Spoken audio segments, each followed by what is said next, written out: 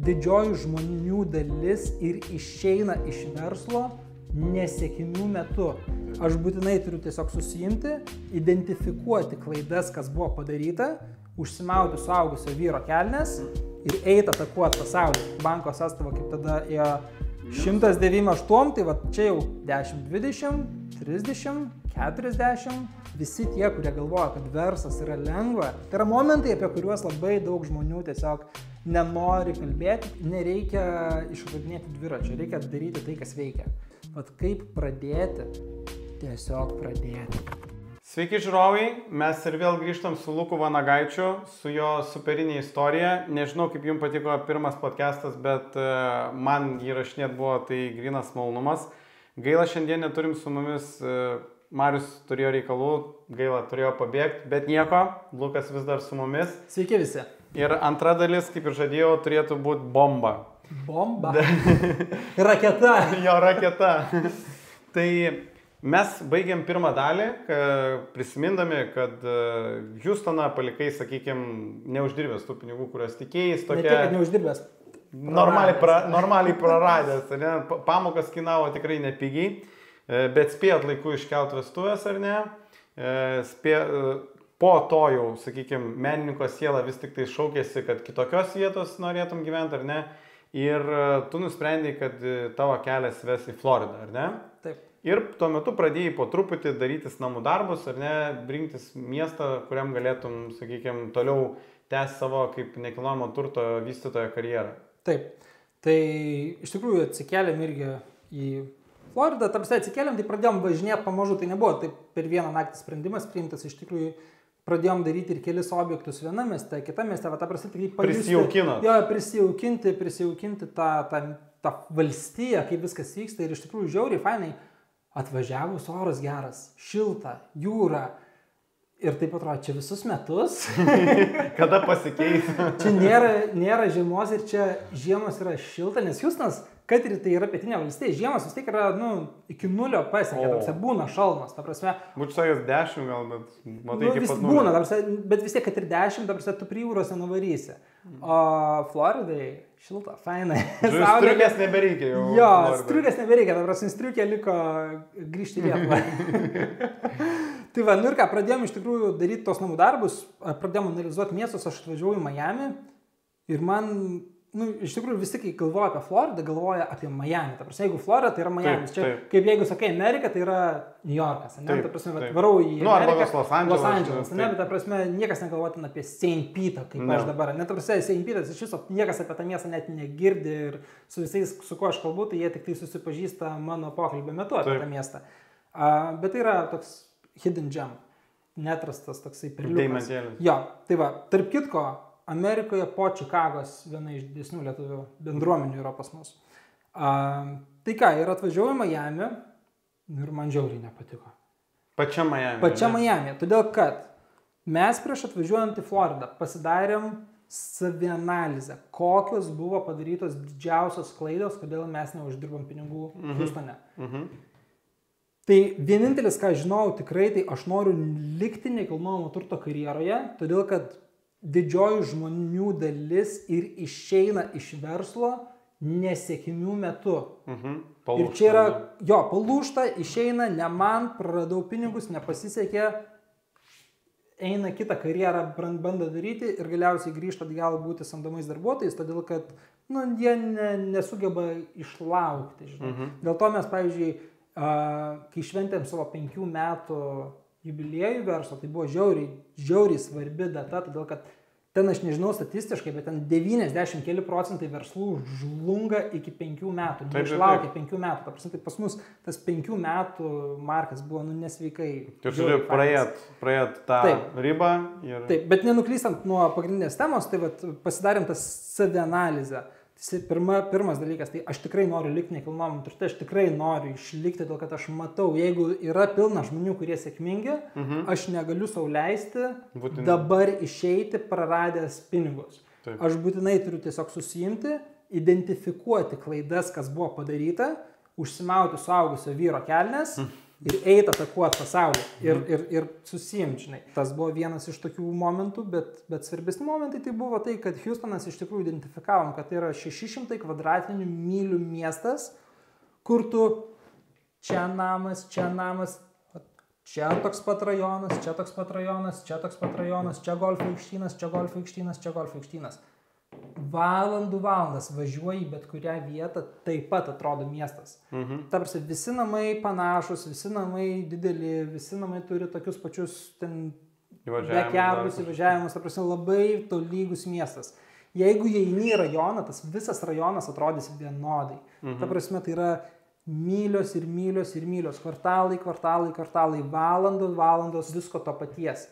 Ką tai reiškia? Kokia to pamoka yra? Jeigu aš turiu čia namą, reiškia, pirkėjas turi pasirinkimą bet kur durti, užmerktom akim pirštu ir jis yra lygiai tokį patį produktą. Floridoje ieškojom miesto, kuris būtų kaip Kuršių nerija. Kad labai ribotas? Labai ribotas. Aš norėjau miesto, kur nėra žemės. Čia buvo didžiausia klaida, dėl ko mes buvom nesėkmingi. Tai buvo pirmas mano reikalavimas, kad nebūtų žemės. Miami yra labai daug žmonių, bet jam yra kur plėstis. Žemė yra problema. Taip. Ir iš tų miestų realiai liko, ten pasirinkau aš tikrai vakarų pakrantę, jinai daug yra gražesnė, kaip yra Florida, tai visi sako, yra Gold Coast ir yra Sun Coast. Tai Gold Coast, tai Miamis, kur visi namai iš kokaino pinigų pastatyti 70, žinai. Ir Sun Coast, todėl kad vakarų pakrantė į jūrą leidžiasi vanduo. Saulė, vandenyną. Jo, pas mus žiauriai gražus paplūdimiai yra. Ir aš iš tikrųjų atvariau į St. Peter, todėl kad ten jau gyveno mano krikšto mama su vyru, mano pirmu mentorium. Ir pasirinkom tą miestą iš tikrųjų vien dėl šitos pagrindinės priežasties. O kai tu rinkais, vis tiek, sakai, ten važinėdavai, žiūrėdavai, kas buvo dalykai, kas tau krito į širdį, kodėl tu būtent... Labai geras klausimas iš tikrųjų. Tik tai aš dar norėsiu sugrįžti prie tų klaidų, todėl kad dar yra vienas aspektas, kur aš noriu sugrįžti. Tai pagrindinis dalykas, kas man patiko Floridui, tai kad namo kaina, kaip Lietuvoje, jinai priklauso nuo namo būklės daugiau, o ne nuo rajono, kuriame jisai yra. Tai jeigu tu turi geresnį namą, jisai gali būti ir vertas daugiau, negu jisai kaimyno namas. Houstone atvažiavai į bendriją, į kažkokią tai community ir visi namai tenai bus nuo 400 000 iki 500 000. Viskas. Tu neturi kaip verslininkas galimybės sukurti pridėtinę vertę tam objektui. Arba vietos, tai pridėtinė vertė yra... Nėra, todėl kad labai ribota yra. Ir jeigu tu kažką tenai tobuliname tame name, tai jau jis niekur tie pinigai tiesiog išmetami į balą yra. Tai čia buvo vienas iš tokių pagrindinių aspektų. Todėl kad Floridoje, kadangi yra labai mažai, ypač St. Peter, aš negaliu sakyti už visą Floridą, bet mano mikrorinkoje yra taip, kad kadangi yra labai mažai žemės, aš tam žemės lopinėlį, ką sukursiu, ką išvysiu, ten ir bus tas kainos ženkliukas uždėtas. Ten vietos kurti, sakykime, tai pridėtiniai vertė yra daugiau. Taip. Ir gali išspausti 100%. Taip. Grįžtant prie klaidų, ką aš dar išmokau. Kur visi aplink mane Houstone uždirbo pinigus, išskyrus mane. Mano nekilnojamo turto agentas uždirbo pinigus, tenai uždirbo visi investuotojai, palūkanas visi gavo, iš privataus kapitalo, kur skolinamis, kiekvienas investuotojas atgavo kiekvieną centą plus grąžą. Realiai visi žmonės, kurie dirbo prie tų namų, gavo apmokėjimus. Darbininkai gavo, investuotojai gavo, brokeriai, ten teisininkai, you name it, žodžiu. Visi gavo, Lukas ir Luko šeima už tai sumokėjo. Identifikavom tas klaidas ir nusprendėm taip, kad turi būti atskiros įmonės, kurios atskirai funkcionuoja. Reiškia, reikia išskaldyti verslą į kelis dalis. Jo, todėl, kad aš tada susiėmiau ir metus laiko mokiausi ir pasidariau nekilnojamo turto agento licenciją, nes Amerikai viskas yra labai stipriai reguliuojama. Negali užsidėti vizitinę kortelę ir tas čia Lukas Vanagaitis jis pardavinėt namus. Tai yra valandos mokslo, egzaminai labai stiprus, kas 2 metus reikia atsinaujinti licenciją, reikia klases eiti nuolat. Ta prasme, tai yra tikrai proto reikia turėti, kad būtų agentų. Ta prasme, tu turi teisę išmanyti, tu turi išmanyti statybas, tu turi išmanyti reglamentus, tu turi Tu legaliai neši atsakomybę už savo klientą. Jeigu tavo klientui kažkas su namu nepasisekė, tu esi pirmas žmogus, kuris neša atsakomybę. Amerikai viskas yra aprašyta, tu turi mintinai žinoti sutartis, todėl kad tu neši tą legalią atsakomybę už savo klientą. Ir tu turi turėti ir draudimą jau tuo atveju, ta prasme. Ir viskas Amerikai yra teisinė valstybė, viskas yra aprašyta, visą laiką bus atsakingas žmogus nesėkmės atveju. Taip. Ir viskas yra raštu atsekama, kas yra. Tai va, pasidariau nekilnojamo turto licenciją, todėl kad galvoju taip, jeigu investicija nepasisekė, tai aš bent kaip agentas gausiu apmokėjimą. Žodžiu, ir pradėkime nuo to, kad, sakykime, Amerikoje agentai uždirba tikrai daugiau nei Lietuvoje. Amerikoje visą laiką yra 2 agentai. Pirkėjo agentas ir pardavėjo agentas. Komisinį visada moka pardavėjas. Visada. Čia yra, aš apie savo rinką kalbu. Taip. Floridoje, mano rinkoje visada pardavėjas moka 2 komisinius. Tai yra standartas yra 3% vienam agentui, 3% kitam agentui. Mes savo versle šiandieną mes imam 3,5%, mokam 2,5%, todėl kad mes esam didesnė įmonė, mes daugiau marketingo darom, mes geriau padarom tos darbus, mes turim struktūrą, sistemą ir iš tikrųjų mes uždirbam daugiau mokėdami savo išsimokėdami daugiau, todėl kad mes turim tą įmonę, tą būtent nekilnojamo turto agentūrą, jinai turi daugiau kapitalo, reklamai, jinai gali uždirbinėti daugiau pinigų.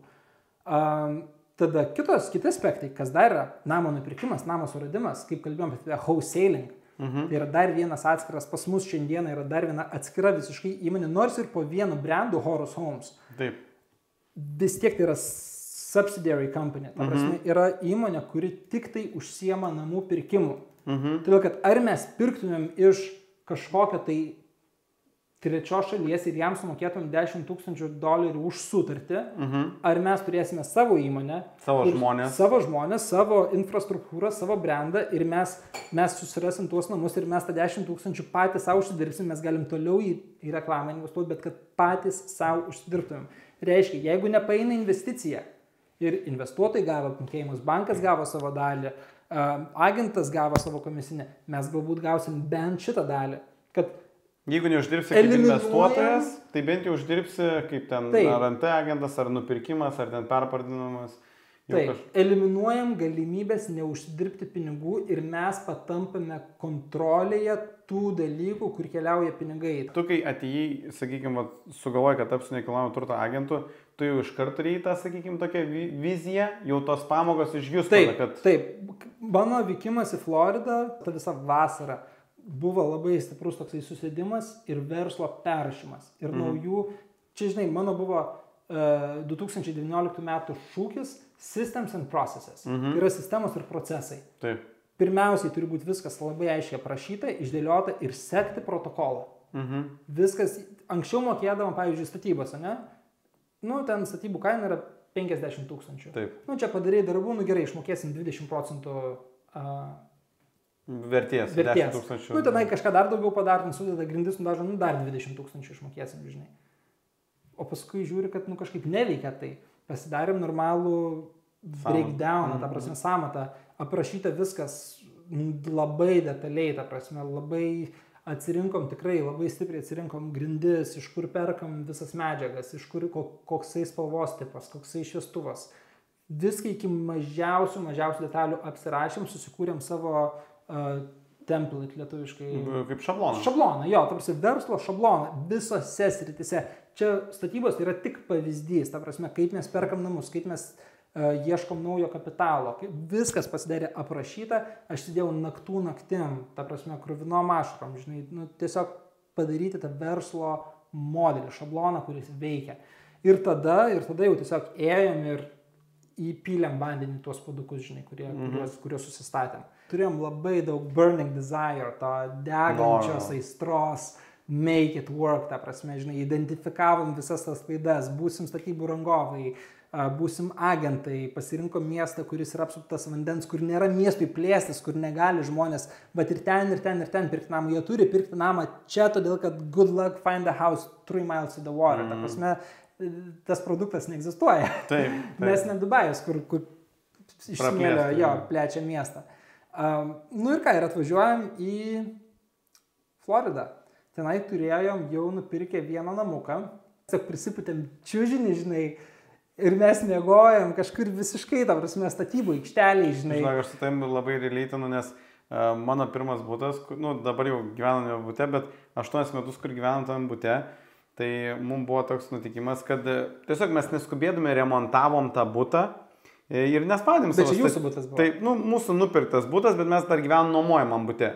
Ir vieną dieną paskambino savininkai, sako, žinokit, gal galite išsikraustyti, sako, ten už 2 ar 3 savaičių, o mums ten vestuvės irgi, ten už gal 1,5 mėnesio. Ir mes palaukit, bet tai mūsų yra sutartis, įspėti 2 mėnesiai prieš. Nu tai gerai, mes įspėjom jūs 2 mėnesiai prieš, jūs, žodžiu, keliaukit, žinai, vos nelauk. O mes, o tai ką reikia daryti, kaip dabar, tai kad dar butas neįrengtas, tose neįrengtas nėra nei grindų, nei sienų, nei santechnikos, nu nieko iš vis nėra. Tai pas mus buvo tokia situacija, nu kai, sako, einam gyventi pas studentus į kambarį, 3 kambarių, žodžiu, bute, išsinomom vieną kambarėlį, žodžiu, išsikraustėm iš to jau buto, kai liepė ten gal ne per 2 savaitės ar 3, o per kokį mėnesį, įsikėlėm ten, jau apturėjom savo jau vestuvės, bet antiek ten buvo baisu, nu žodžiu, ten mes net atskirą virdulį nusipirkom, žodžiu. Ir žmonės sako, žinai, kas sako, nesvarbu, kokioje stadijoje yra tas butas, sako, varom. Sako, varom į tą butą, sako, nes aš tai užsiknisau, žinai, čia. Ir mes, žodžiu, įsikeliam į savo butą, tai mūsų bute maždaug taip, ateini į svetainę, tai ten yra va toks šiukšlių kalnas, tas jau iki krūtinės maždaug, man, žinai, ten dar sumestos statybinės šiukšlės, tada įlikė 2 kambariai, žodžiu, vienas darbo kambarys, tai ten susikrojom vien maišiukų, žodžiu, visą nuklojom jį, nes ten, nežinau, gal 20 ar kiek ten maišelių. O kitam kambarį jau miegamajam, po kairė, žodžiu, mūsų bus jau, vat, kaip pripučiamas čiužinys. Tai, nu tai ką, pasiėmėm tą pripučiamą čiužinį, žodžiu, prisiputėm. Ir kas įdomiausia, aš tai žinau, kad tas čiužinys truputį leidžia. Tai būna... Visi jie leidžia, dabar. Mes irgi vidury nakties sakelėmis prisipūstam gal čiužinį. 4 nakties, žodžiu, kadangi aš truputį sunkesnis, tai aš jaučiu pradeda, kad šalt nugarą, tai taip atsisėdi, žodžiu, tada žmona, jinai ant grindų atsidūrė, parabunda ir tu 4 nakties puti, žodžiu, tą čiužinį, kiku, dasiputi tą čiužinį, tai ir po to mėgi toliau, tai gal 3 savaitės ar 4 savaitės, kol atvažiavo lova, taip gyvenom ir paaiškėjo, kad ne tokio dydžio lovą mums atvežė. Ir toliau, žodžiu, ten mėgojom dar, nebeatsimenu ten kiek laiko, bet rezime buvo, kai tu labai nori, tai iš tikrųjų ir ten šiukšlės svetainiai, nesurinktas virtuvinis. Baisiausias, sakė, momentas žmona buvo, kai atvežė ten 3 ar 4 duris į butą ir paaiškėjo, kad vienos duris yra subraižytos. Sako, aš meldžiaus, kad tai nebūtų tualeto duris. Tai nebuvo tualeto duris. Labai relatinu, žinok, su tavo istorija, nes vienas prie vienos, nei baldų, nei būtinės technikos nieko nebuvo. Nes jau užkniso ten, kur tu gyveni. Sakai, man tinka bet kas ir tu jau eini gyventi bet kur. Taip, tai mes neturėjom kito pasirinkimo, tai iš tų ten 10 000, kuriuos turėjom, mes pradėjom tiesiog supirkinėti tam namui baldus, investuotojams sakom, tipo, okei, mes iš savo kišenės, aš jau tada pasidaręs turėjau licenciją, tai čia bus mano pirmas oficialus skelbimas, jo sandoris, kurį aš parduosiu kaip agentas. Tai aš investuotojams sakau taip. Hibridai, žiūrėkit, aš iš savo pinigų įrengsiu tą namą baldais, padarysiu stagingą, tai mums kainavo geri 4-5 tūkstančiai. Pusė biudžeto jau. Jo, pusė biudžeto tų pinigų, kuriuos mes turėjom, bet labai fainai yra tai, kad mes tą namą įrengėm ir dabar beveik visi tie baldai yra dabartinėse mūsų namuose ir labai fainai, kad jie visi turi istoriją. Jie nėra patys geriausi baldai, jie nėra patys gražiausi baldai, bet jie yra simbolis tos mūsų pačios pradžios, to mūsų bendro gyvenimo pradžios, kaip jie atsirado mūsų namuose, kaip jie atsirado mūsų karjerą. Ten žiūrim ten į kažkokius foteliukus, kaip tenai kažkokie turtingi žmonės, tiesiog ten $2,000 vertės foteliukai ir jie yra tai 4,000, jie visiškai naujai pakuoti ir mums tiesiog vienas žmogus tiesiog vos ten už porą $100 juos atidavė, tiesiog, kaip amerikietis turtingas, jisai mato, kažkoks studentas bando, žinai, norėjom tie foteliukai, tiesiog dar atvežė, žinai, bet labai juokingai buvo, žinai, kai su nauju Porsche prisikabinės priekabo foteliukus vežė, žinai, kažkokį tai flipą, žinai, bet ta prasme tos istorijos visos, žinai, ten žmona belė kiek laiko yra praleidus ten visokiose Facebook marketplace'ose, offer-up'iriuose, žinai, ieškant tų daiktų, kaip mes, aš atsimenu stalas mūsų valgomasis, tuo metu buvo staginimui, dabar jisai mūsų namuose yra, kaip jisai atsirado, kad mes iš viso žmona surado tenai kažkur kitam mieste, visiškai ten 2 valandas važiavom, bet su Toyota Corolla mes panašaus dydžio stalą, kaip iš šitą, ten išardėm dalimi bagažinę, su atidarytą bagažinę, ten kažkaip sugrūdom, ten Kotryna irgi tą sėdynę, žinai, ten susiskūdė prie lango, žinai, 2 valandas važiuot, bet tie daiktai yra, kad ir jie nėra galbūt patys geriausiai, yra visi su istorijom, žinai. Nu ir tą namą pilnai įrengėm, išfotografavom, dar su telefonu aš išfotografavau, nes negalėjom leisti savo fotografą, dėl to su telefonu išfotoshopinam ten tas nuotraukas, pardavėm ir taip atsirado mano pirmas komisinis, tai 3,5% nuo 300 000. Nu, tai jau ten tų pinigų. Padvigubėjęs tai. Nu jo, ten nuo 5 000, kurie buvo, jau ten yra tenai 15, kažkiek ten daugiau, žinai. Nu ir jau yra ko kvėpuoti. Ir tada tuo metu pradėjom pirkti daugiau namų. Kai perkam namus, aš irgi turiu licenciją. Vėl 3,5% ar ten 2,5% ar ten 3%, nes kadangi pardavėjas moka, tai jau o tu atstovauji save kaip pirkėją. Aš save atstovauju, bet pardavėjas man sumoka komisinį. Nu ir jau Floridos karjera nuo pirmos dienos tiesiog buvo sėkmė. Ir va taip prasidėjo finansiškai, pradėjau kvėpuoti ir banko sąstava kaip tada ėjo 198, tai va čia jau 10, 20, 30, 40, tada jau su partneriu, nes mes dviesi, aš dar neminėjau, bet aš visą šitą reikalą darau su nauju partneriu. Ten tie rusai iš Hjustono, kai išėjom, išsiskyrėm su rusais partneriais, jie išvažiavo į Čikagą daryti savo verslo, turiu kitko vienas iš jų rusas, bet jis Lietuvoje gimęs yra. Ir aš turėjau visą laiką partnerį, jo vardas Fidelis yra, jis iš Nikaragvos yra. Žiauriai fainas žmogus, tikrai mūsų labai... Laukai sutampa. Jo, ta prasme, ne tiek, kad laukai sutampa, mes kiekvienas verslas turi turėti du žmonės. Visionary and executor. Tai lietuviškai tai būtų vizionierius ir vykdytojas. Kiekvienas verslas turi turėti viziją 5 metai, 10 metų į priekį, kur verslas eina ir va šokti į priekį, o kitas tiesiog turi vietoje su visais darbuotojais eiti, ten visi statybų leidimai, visas procesas, darbuotojų apmokėjimas, ten... Žodžiu, spręs problemas. Spręs problemas ir implementuoti viziją, kurią vizionierius padaro. Ir mes su partneriu Fideliu nusipirkom pirmą nuomos objektą. Tai buvo mums toksai eye-opening moment. Jau tenai iš tų pinigų, kuriuos užsidirbom, komisiniai plus pelnas iš flipų, tenai... Tai kiek reikėjo padaryti namų, kad jau pereitum, padėkim, į antrą lygį? Žinau, kokius 5 namus padarėm, žinai, bet tuo metu aš dar vis gyvenu statybose. Jeigu dar ant to pripučiamo čiužinio, kuris yra dekoruotas, taip pat tarsi ten tikra lova, žinai. Ir partneris atėjo blemba, sako, reikia bent living conditions, kažkokias gyvenamas kondicijas. Ta prasme, čia buvo visiškai o mano partneris vyresnis už mane, jam dabar kem 3, ta prasme, jis 12 metų už mane vyresnis. Tai toks pat amžiaus skirtumas kaip tarp manęs ir mano brolio Augusto. Tai aš jam toksai kaip mažasis brolis irgi visą laiką, žinai, bet jis mane taip pasiėmė, žinai, apsikabino, tai ten 2 suaugę vyrai, žinai, ašarom, bliauna, žinai, ta prasme, tada, kad 5 metai, nu, tuo metu nebuvo 5 metų, tuo metu buvo 2 metai Hjustone, tai va, nu, 3 metai verslė ir tos visos bendros nesėkmės, žinai, bendras pinigų kažkoks praradimas, bendras bandymas.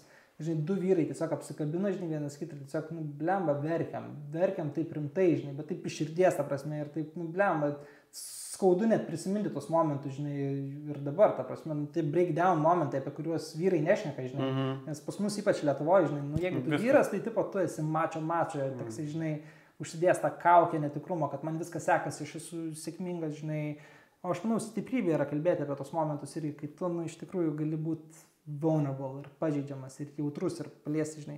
Tai man tas toksai buvo momentas, žinai, tipo, kad, nu, okei, tipo, reikia labai daug atidaviau ne tik pinigų į verslą, bet ir visą savo širdį, net mano pačio aplinka patapo darbas. Ta prasme, aš gyvenu tame objekte, į kurį ateis pirkėjai. Aš atsimenu vieną dieną net su žmona pasidarėm valgyti. Ir ateina į telefoną pranešimas, už 30 minučių pirkėjai ateina.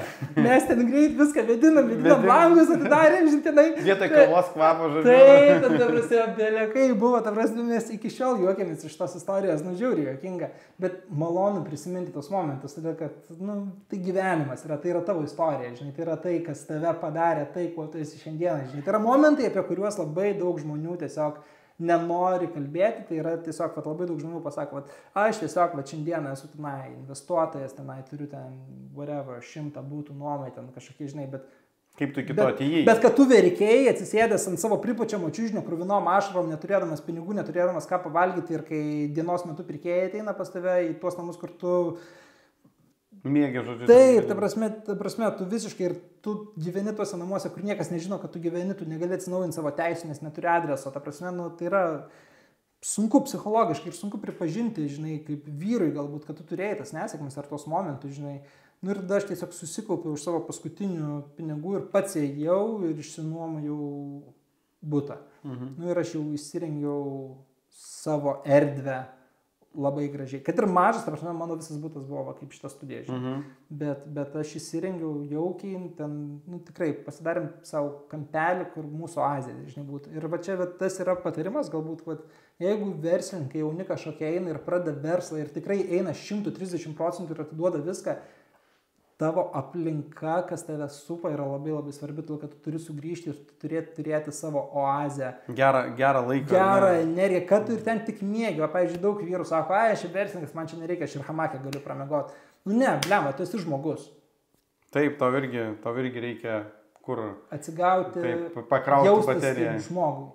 Jo. Tai va, bet tai va buvo, jau kai įsikėliau į studiją, tai va tada ir atsirado tas toksai, va tuo metu ir pradėjo sektis, todėl kad aš pats pradėjau savivertę, pradėjau atsigaudinėti, žinai. Bet tai paskaičiuok laiko trukmę nuo 2015 metų, tai čia jau 2019, 4 metai buvo vien to hustle, grind, ta prasme, tai visi tie, kurie galvoja, kad verslas yra lengva ir kad yra lengva pradėti kažkokį tai didesnį verslą ir kažkaip, va, nu ne, blemba, arba kaip, pavyzdžiui, aš visiškai nesutinku su tais, kurie apmokestinkime turtinguosius, ar, pavyzdžiui, aš visiškai netikiu progresiniais mokesčiais. Todėl, kad, nu, kodėl tu turi bausti tą, kuris metai iš metų galbūt ant pripučiamų čiužinių miegojo, visiems kitiems mokėjo atlyginimus, kad pats kažką sukurtų, kad sukurtų kažkokią pridėtinę vertę. Ta prasme, aš nenoriu būti baudžiamas valstybės, mokėti didesnius mokesčius, kad išlaikyti tuos, kurie galbūt dirba tik tai 40 valandų per savaitę. Ir uždarė duris ten. Ir viskas, ir eina su dviračiais, važinėja pasivaikščioti, eina tenai į paplūdimį, eina, žinai, pas mane mažiausiai 5-6 metus to nebuvo, tai nėra gyvenimo, ta prasme, išvažiavom su žmona atostogų į Italiją, net tas pats Balis, ta prasme, medaus mėnesis, tu, ta prasme, nu, nuolat telefonė sėdi, dirbi, ta prasme, ir aš žiauriai vertinu savo žmoną už tai, todėl kad jinai supranta. Tas darbas, jis non-stop, tavo mintis visą laiką, tiesiog sapnai tavo net pasidaro, ta prasme. Kad jau sapnuoju. Tai, net tikri sapnai, ta prasme, tavo visas gyvenimas pasidaro verslas. Tai, pavyzdžiui, aš manau, kad visuomenė nesupranta pilnai ir nevertina verslininko svarbos pasaulyje ir ant kiek tas verslininkas yra svarbus. Ir aš manau, kad šiandieninė visuomenė, jinai turi rewardinti, jinai turi apdovanoti verslininką lengvatom, mokestiniam naštom. Aš nežinau Lietuvos situacijos, aš per daug nenoriu lysti ir komentuoti į tą erdvę, kurioje aš nesu, aš daugiau kalbu apie Ameriką ir galbūt ne viskas, ką aš sakau, galbūt bus pritaikoma Lietuvoje, bet aš tiesiog savo bendrinę nuomonę sakau tai, kad manau, kad, nu, vat, ne visi mato tik tai, žinai, gražiąją pusę. Jo, va čia turi Tesla, žinai, skraidai su lėktuvais kažkokiais ar ten dar kažkas. Bet iš tikrųjų Tesla gal ir tas pas lėktuvas yra banko, žinai, tai visai kita kalba. Bet grįžtant truputį atgal, kaip sakai, nusipirkot po 5-6 flipų pirmą nuomos objektą, kuris atvėrė akis, sakykime. Taip, todėl kad, vat, kaip kalbant, tęsiant praeitą pokalbį apie rewardus, tai vat, dėl ko Amerika man patinka. Žiūrim, kad tas pirmas flipas daro mokesčius, kitais metais žiūrim, kad tas pirmas nuomos objektas mūsų mokestinę naštą žiauriai sumažino, galvom, kaip čia taip. Bet kaip, pavyzdžiui, kad Donaldas Trumpas nemoka mokesčių, visi nemėgsta Trumpo, bet nemoka mokesčių koks įvelnės, bet jisai turi daug nekilnojamo turto, galima nurašyti jo nuvertėjimą. Tai va tai atvėrė mūsų, nu, kelionę į nuomos objektus, todėl kad Amerikoje labai daug yra tų, kaip čia pasakyti, loopholes, lietuviškai. Kaip spragų, gal pasinaudojimo galimybių, kur tu gali. Taip, tokių, kur valdžia tave skatina investuoti ir kurti namus. Ir vat, tai ir mokesčiai nusirašo ir tada vat, galiu pradėti įžangą daryti į tai, kaip mes išaugome nuo darant, nu, tipo, kad padaryti 5 namus, 10 namų per metus į 100 darbų, 100 sandorių per metus. Ten 21 metais mes apie 100 sandorių buvo, ta prasme, daug kas sako, o čia pasūdai. Nu, ne, ta prasme, pirkimas, sandoris, gavom apmokėjimą, atrenovavom, pardavėm, Antras sandoris. nuomą paėmėm kažkokį tai sandorį, tada nupirkom. Tai va, taip ir prasidėjo. Vieną nuomos namą nupirkom ir iš to nuomos namo, kurį mes nupirkom, man pardavėjas skambina čia kažkurį dieną ir visi sako, Lukai, man žiauriai patiko dirbti su tavim. Sako, tavo mailas yra, sako, struktūrizuotas, tu paryškinai, kas svarbu, neparašiai, ko nesvarbu, viską pasakėjai, viskas buvo taip, kaip pasakėjai, sako, labai Čia su to pačiu pirmu namu. Taip, vienas iš pirmųjų. Ne pats pirmas, bet vienas iš pirmųjų. O jisai yra prancūzas. O jisai prieš tai bendravo ir dirbo tik su amerikiečiais, dauguma ten įvairių rasių. Ką aš to turiu omeny, kad labai skirtingos pažiūros ir skirtingas kultūrinis požiūris į viską. O čia europiečiai, sako, žiauriai Lukai patiko, žinai, aš turiu dar 50 namų, gal tu gali parduoti. Aš toksai čik. Žodžiu, 50. Tipo, 50 namų, tipo vieno, bet tai, va, tipo, aš galvoju, ką daryti, žinai. Kaip būtų galima pasinaudoti situaciją. Taip. Nu tai va, taip ir prasidėjo tas toksai skeilinimas, toks priverstinis darbo integravimas į sistemą ir procesus. Todėl, kad jau reikia ir komandos, jau tiek namų aptarnauti. Nu tai mes pradėjom tuos namus pardavinėti. O tai buvo taip, kad tai yra vienas žmogus prancūzas, kuris Prancūzijoje susirado labai daug investuotojų ir tiem visi, ten po 100 000 kas turėjo. Tai Prancūzijoje čia tikrai... Manau, nei didelė suma, nei sudėtinga būtų rasti. Nu ir jisai pripirko kiekvienam investuotojui po namą ir iš kiekvieno investuotojo ten pasiėmė po 20-30 tūkstančių, bet kai tu sudėti ten ant 100 namų, jam susidarė keli milijonai. Jisai padarė sugūrė tą visą sistemą, žinai. Nu ir aš pradėjau pardavinėti kaip agentas tuos namus ir aš galvoju, nu... Bet jis norėjo, tie investuotojai, parduoti namus tiesiog, kad jie pabrango per laikotarpį? Taip, jie tuos namus įsigijo, kai dar Seinpitas buvo labai pigus, pirko po 20-30 tūkstančių tuos namus, tada tas prancūzas užsidėjo 20-30 tūkstančių antkainį. Taip. Ir tie investuotojai iš Prancūzijos, jie mokėjo po 50-60 tūkstančių. Tai jis jau buvo uždirbęs. Taip, visi uždirbo, bet praėjo ten keli metai, 5-6 metai ir mes jau pradėjom pardavinėti už 100 tūkstančių tos namus. Realiai tie investuotojai, nors ir jie permokėjo tuo metu, jie vis tiek gavo padvigubinę savo grąžą, tai jiem labai gerai gavosi. Nu ir aš pradėjau pardavinėti tuos namus vieną po vieną, žinai, bet aš žiūriu, kad gerai, taip, lyginant su tai, kur aš buvau pernai, ten 2018, taip, labai fainai, 2,5%, tenai jau 10 namų pardaviau, čia jau metinis atlyginimas gaunasi labai fainai, žinai. Bet tada žiūriu taip, kad lemba, susėdom su partneriu. Kaip būtų galima patobulinti tą procesą, ar ne? Sakom, žiūrėk, kiek nuperka kiti investuotojai ir kiek dar pinigų yra galima uždirbti iš tų namų. Mes susitarėm su juo taip. Ir tas prancūzas mes pradėjom pardavinėti, labai gerai pardavinėjom ir taip vieną dieną, tiesiog irgi toksai visiškai random skambutis. Sako, Lukai, žinai, dar turiu 5 namų. Pasirodo, dar kitoj koinį. Dar kitoj kišenį radau saldainį, žinai, gal nori, žinai, aš toksai, jo, alkanas visai. Tai gavosi iš viso ten virš 100 namų, žinai. Tai jisai norėjo, jeigu aš dabar gerai prisimenu, jis norėjo parduoti. Mes tai pradėjom dėrėtis, kad mes nusipirksim iš jo visą kompaniją, kuri valdo tuos namus. Tai yra property management, administravimo kompanija. Aš dabar tiksliai skaičių neatsimenu, bet ten jisai norėjo kažkaip po 1000 už namą, ten gavosi apie 100 000. Mes ten jį visiškai skėlėm kainą ten daugiau ten negu per pusę. Susitarėm, kad mes pusę dabar sumokam, o pusę iš uždarbio sumokėsim paskui. Ir mes perėmėm iš to viso prancūzo visą valdymą tų namų. Ir mūsų rankose atsirado visi tie prancūzijos investuotojai su visu tuo kapitalu didžiuliu, kuris buvo tam užnugarė. Mes perėmėm visus jų kontaktus, tas prancūzas, jisai pardavė mums savo įmonę ir jisai iš jos išėjo ir jisai išvažiavo į kitą miestą, ieškoti naujų investuotojų ir pradėti lygiai tą patį Jacksonville'e dabar, o nebe Seinpite.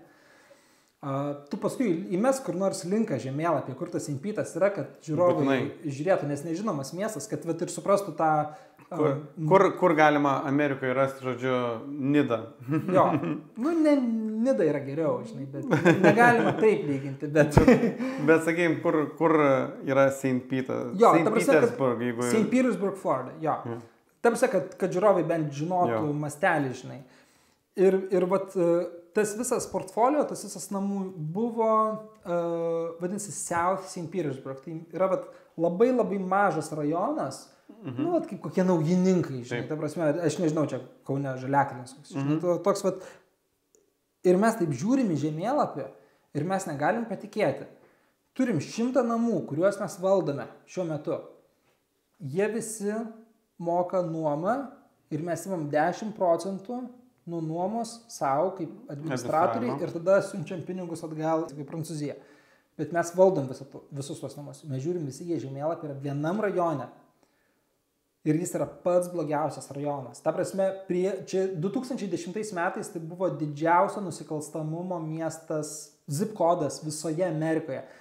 Savininkai atvažiuodavo susirinkti nuomos, juočkiai su šautuvais sėdėdavo, išsitraukia šautuvas tiesiog priekinėse kiemeliuose, net negalėdavo žmonės atvažiuoti, nemokamai namus dalindavo, niekas nenorėdavo, ten pažiūri istoriją, už kiek namai parduoti, po $1000 namai parduoti. Tiesiog, žodžiu, pasiimti. Niekas nenorėjo būti tam South St. Pete. Ir mes taip žiūrim, žinai, visur aplinkui tą rajoną namai parsiduoda 300,000 plus. Ten 100,000. Skirtumas kartais. Tada, taip, kartais. Ne procentais. Už tokį patį būstą. Atstumas iki paplūdimio 10 minučių. Atstumas iki centro 10 minučių. Nu, strategiškai tai yra pati geriausia vieta, lokacija. Bet tai yra pats blogiausias rajonas, kaip Vilniuje, aš nežinau, virš Europos, kas ten yra. Kur dabar jau pasikeitė? Aš žinau, kad buvo Taboras, segės. Nu tai superinė vieta, žinai, bet... Žodžiu, palikta, žodžiu. Bet jo, palikta tokie laukiniai vakarai, žinai, ginklai, nusikalstamumas, ten, žinai, užtininguotos mašinas, visokios ir panašiai. Nu ir mes taip galvojam, blemba, einam į tą rinką, davai, tipo, mes nuperkam tą 100 namų. Ir, nu galvojam, kaip nupirkti 100 namų. Iš kur gauti pinigų, nupirkti 100 namų po $100,000. Ta prasme, mes kalbam apie labai rimtą sumą pinigų. Net pradinė įnašą sudėta. Kad ir 10% reikėtų vis tiek. Taip, vis tiek milijoną reikia, žinai. Nu tai ką, pradėjom po vieną namą supirkinėti. Iš to, ką turim. Pasirašom sutartį. Bet jūs ateinat pas patį tą investuotoją? Jau, su prancūzais tiesiogiai dylinam, jau tiesiogiai susisikam, vasandrius nuperkam. Paskui atėjo taip išgalvot daugiau, galvom, susėdam, susikuriam planą, kaip. Pradėjom labai stipriai kelt kapitalą, privatų kapitalą. Vat aš ateinu ir sakau, tenai Giedriau, žinai, davai ten darom, žinai, ten duoktų man ten 100,000 nupirkt namą, 50 atrenovuot. Parduodam, aš pasiėmu komisinius, kas lieka dalinamės PM ant PM. Taip. Pasidarėme tokių investuotojų, tada pradėjom nuo jų užsidirbinėti ir dar pradėjom tada su paskolom pirkti. Kadangi mes jau pradėjom turėti pardavimus, mes matom, kad ta rinka pradeda judėti. Tai pirmi mūsų objektai, kadangi tai yra rajonas, kur nėra aukštų pardavimų, mes pradėjom pardavinėti aukštuos, kaip čia lietuviškai pasakyti, high 100, nu ten 108,000 už namą, 109,000 už namą, žinai, bet jau užsidirbam. Ten nuo vieno namo uždirbam po 3,000, žinai, jau vis tiek jau apčiuopiami pinigai, kuriuos tu gali reinvestuoti. Tai laikui bėgant gavosi, kad jūs pradėjote didinti vidutinės vertės, pavadinkim taip, kad turto aukštis, kainų vidurkis pradėjo kilti, pasiekė apie žemus 200,000, tai ten 220-230,000. Mes pamatėm tendenciją, kad jeigu pirmą kartą perkantis namą žmogus ieško, kur įsigyti St. Pete, jis negali pirkti niekur kitur, tik tai tam rajone, todėl kad visur kitur jis nebekvalifikuoja su savo pajamom. Per brangu jau. Per brangu. Tada pradėjom žiūrėti, kadangi mūsų miestas yra labai mažas, pradėjo atsitikti, ypač ir čia vyksta, vat COVID'as prasidėjo ir pradėjo žemėti palūkanos ir pradėjo atvažinėti žmonės iš Kalifornijų, New Yorkų ir pajamos visų labai pradėjo augti ir pradėjo kelti mūsų rajono vertės. Žmonės tokie kaip padavėjai, nu ten žinai, iki $15 per valandą darbuotojai, ten McDonald's, kurie dirbina Filipina burgerius valyti, tarsi aš labai gerbiu visus tos žmonės, todėl kad ant jų sukasi ekonomika. Ir mes pradėjom tiesiog daryti, mūsų net įmonės šūkis yra affordable luxury for everybody, kad tai yra prieinama prabanga visiems. Ir mes pradėjom fokusuotis į pirmo karto pirkėją, kad jam sukurti gerus namus.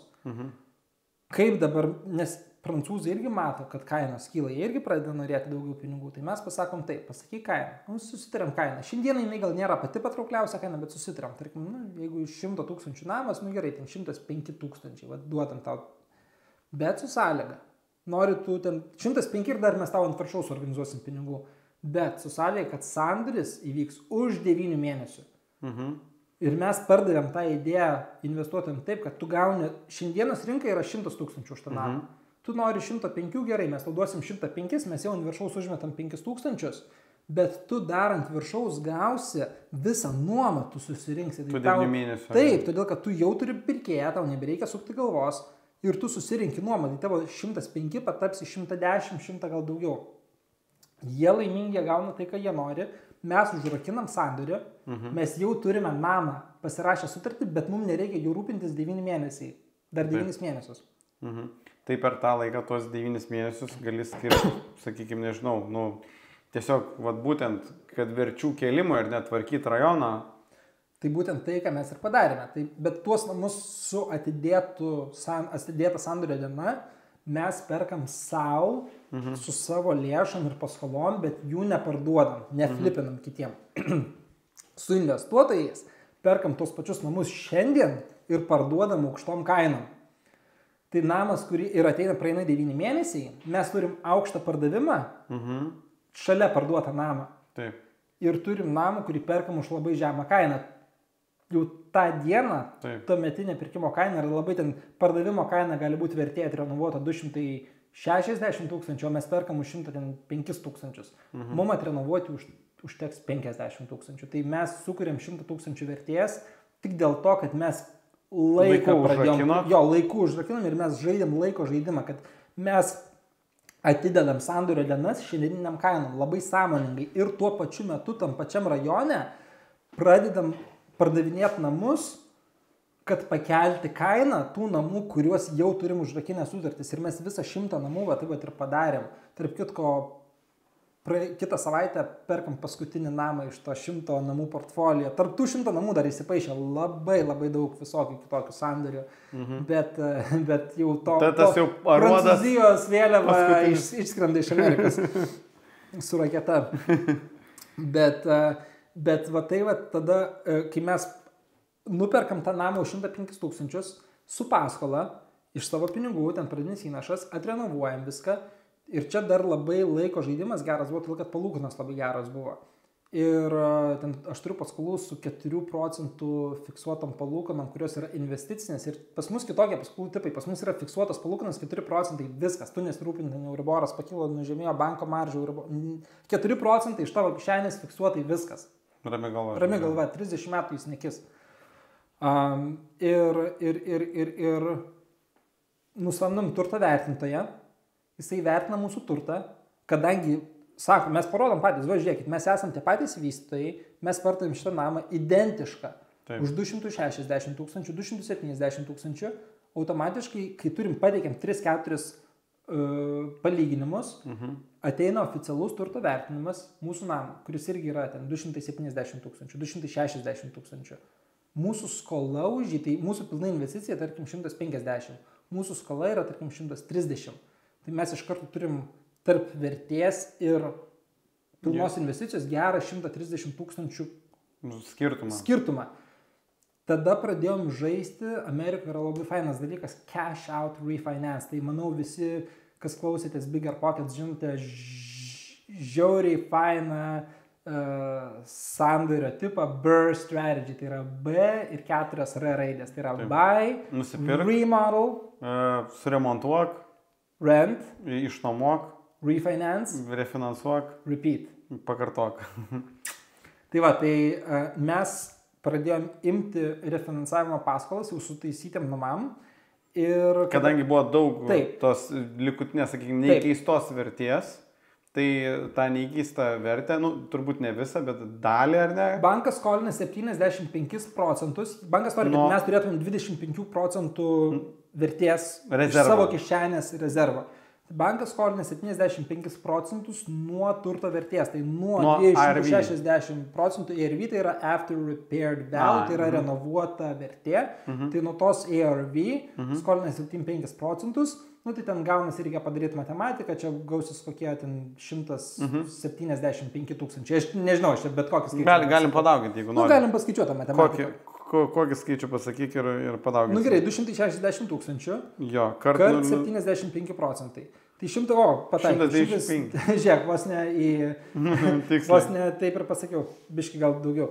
Tai va, o mūsų skola, tarkim, yra 130 tūkstančių. Tai jums dar lieka 60 tūkstančių. Taip, ta PEM, šiam, kokie tenai ta dalis, nes mokesčiai įsiskaičiuoja, žinai, closing cost, tai bankas turi savo ten taškais, jie ima, žinai, savo mokesčius. Vis tiek galim susigrąžinti savo investuotą dalį. Sandorio gale, kai užsiklausina tas sandoris, tau sugrįžta iš tavo turto vertės, tu išsigrynini atgal savo kišenę pinigus, kuriuos tu įdėjai nupirkti objektą. Padaręs tą objektą, tu sėdi lygiai toj pačioj finansiniai pozicijai, tik turi namą su paskola, kuris yra atrenovuotas ir dar jame turi 20 procentus. Žodžiu, kad tau lieka namas, kurį tu jau nuomoji, Taip. Už kurį tu gauni nuomos pajamas ir dar atlikęs tą visą investiciją, tu turi dar papildomai 50 tūkstančių, sakykime. Taip, tai tu turi turto vertę. Taip, pakilusią. Tai yra ženkliai. appreciation. Taip. Tu turi depreciation mokestinę prasme, todėl kad tavo mokesčiai mažėja kasmetiniai, todėl kad tai yra nuvertėjimas. Tu turi pinigų srautą. Kurį kas mėnesį Tau nuo kiekvieno namo ateina ten $300-400. Ir tu turi paskolos išmokėjimą, tai yra vien mažiausiai 4 ir dar tas turtas kyla vertėje. Tai yra, aš asmeniškai nesikliaunu ant valstybės mano pensiją pasirūpinti, nei Ameriką, nei Lietuvą, aš kliaunuosi ant savęs ir savo... Nekilnojamo turto. Taip, ir dabar jau laikas iš tikrųjų plėstis į kitus regionus dėl, obvious reasons. Bet ta strategija ir buvo, kad užrakinti sutartį anksti, pakelti vertę, nupirkti pigiai, sukurti pridėtinę vertę ir perkam dar vieną nuomos objektą, jau galim pirkti 2 namus, todėl kad mesgi šalia flipinam namą vieną su investuotojų pinigais, užsidirbam pinigų, tai su tais pinigais jau galim pirkti vieną, viskas tokiu piramidės principų išaugo. Su investuotojų pinigais padarai vieną flipą, užsidirbi 30 tūkstančių. Čia kaip average, toksai 20-30. 20-30 užtekdavo tuo metu įsigyti dar vieną nuomos objektą. Ta linija jau auga. Ir taip pat iš kito objekto dar viena linija taip auga. Ir tu tuos pinigus pradedi sukti ir vieną namą padarai, susigrąžini pinigus, antrą namą pasidarai, susigrąžini pinigus. Realiai tavo 30 tūkstančių, jie kaip piramidės principų užauga ir tų šaknų padarai daug. Tai va tas mūsų portfolio ir išaugo. Ir dabar, kai palūkanos pakilo, realiai yra nebeįmanoma daryti šitą strategiją, todėl kad palūkanos yra ganėtinai brangios, ten 10, šiandieną pasirašinėjau sutartį 10,8%. Vietoj 4%, kuriuos mes mokėjom 2019 metų gale ar 2020 metų pačioje pradžioje. Ar, kažkas tas laikmetis. Tai ženklus skirtumas ir to pinigų srauto visiškai nelieka, tai tu turi turėti mažiausiai 2 arba 3 duris viename objekte po vieną paskolą. Kitaip jisai nepregeneruos. Tau bankas net neduos paskolos tam. Tai mes tiesiog pradėjom dabar į esamus namus, kuriuos jau turim su 4% palūkanom, tai vietoj to, kad naujus namus pirkti, mes pradėjom statyti mažus namukus sklypuose, tose backyarduose, tų esamų namų. Tai tarkim padarom flipą kažkokį, tai užsidirbam 3-4 tūkstančių ir mes už tą kapitalą statom antrą namuką, kuris jau yra esama paskola.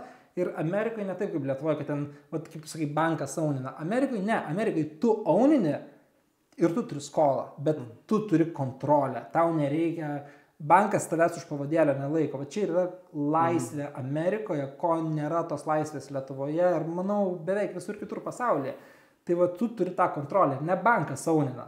Bankas tau turi paskolą sudėjęs, davęs ir jis turi hipoteką uždėjęs ant to objekto, bet kontrolė yra 100% tavo rinkoje. Tu gali daryti su tuo objektu daug daugiau, tu gali atidalinti, tu gali keisti jo paskirtį, tu gali statyti dar vieną namuką, tu gali daryti, ką nori, tu gali daryti Airbnb, tau nereikia banko leidimo beveik niekam.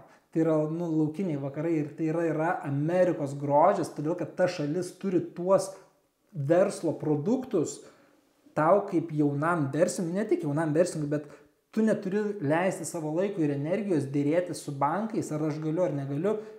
Viskas yra skatinama, tie produktai yra, tu tik daryk, tu tik mokėk savo palūkanas ir jie prie tavęs negrįs. Tai, wow, sakyčiau, superinė istorija. Tai, kaip ir sakei, tai per tą laikotarpį aš įsivaizduoju, kad kaip, augo piramidės principų visi tie sandoriai. Na, aišku, piramidės principas čia, žinai. Turi blogų sąsajų, bet kad iš vieno padarai du. Iš vieno pasidaro du, iš dviejų pasidaro keturi, bet principas panašus buvo. Tai aš įsivaizduoju, kad lygiai greičiai turbūt augo ir jūsų komanda, ir jūsų verslas. Taip. Kaip ten sekėsi, sakykime, išauginti? Kiek dabar tavo versle darbuojasi žmonių? Tai, aišku, tas skaičius visą laiką keičiasi, bet aš visada sakau, kad sėkmingam verslui reikia komandos, reikia sandorių ir reikia pinigų. Tai reikia 3 dalykai. Deals, contractors and money. Išimk vieną iš 3 dalykų ir neveiks. Tu gali turėti stipriausią komandą ir tu turėti pinigus, bet neturi kur jų padėti ir neturi sandorių ir nieko nevyks. Tu gali turėti sandorį ir komandą, bet neturi turėti pinigų, negalėsi prafinansuoti, neveiks. Tu gali turėti sandorį ir pinigus, bet neturi kas padarys tos namus, irgi neveiks. Tai tie 3 dalykai yra labai labai svarbus ir jie yra tolygiai svarbus. Tai yra geri sandoriai, darbuotojai ir pinigai, kapitalas. Tai visų reikia. Šiuo metu komandų yra apie, atsakytai keičiasi, todėl kad yra pilno etatų dirbantys žmonės, apie 20, yra ten samdomi darbuotojai, kurie ateina su savo komandom, bet realiai jie vis tiek dirba tenai pilnu laiku, beveik 80% mes sudarom jų verslo. Mūsų verslas yra pagrindinė pastatytas verslas versle, kad kiekvienas turi galimybę užsidirbti daugiau. Mes neribojam, kad tu tik tiek gali užsidirbti. Jeigu tu sugebi dar užsiauginti komandą, kaip Vytautas daro, jisai samdo vieną rangovą ir jam padaro darbus. Čia yra superinis modelis, jam veikia, pas mus Amerikai gal nelabai veikia, nes žmonių tipas kitoksai, kultūra kitokia, daugiau reikia priežiūros. Pas mus gal neišeina pilnai to implementuoti, bet mes bandom judėti tą kryptim, kad kuo daugiau menedžinimo, kuo daugiau būti on field.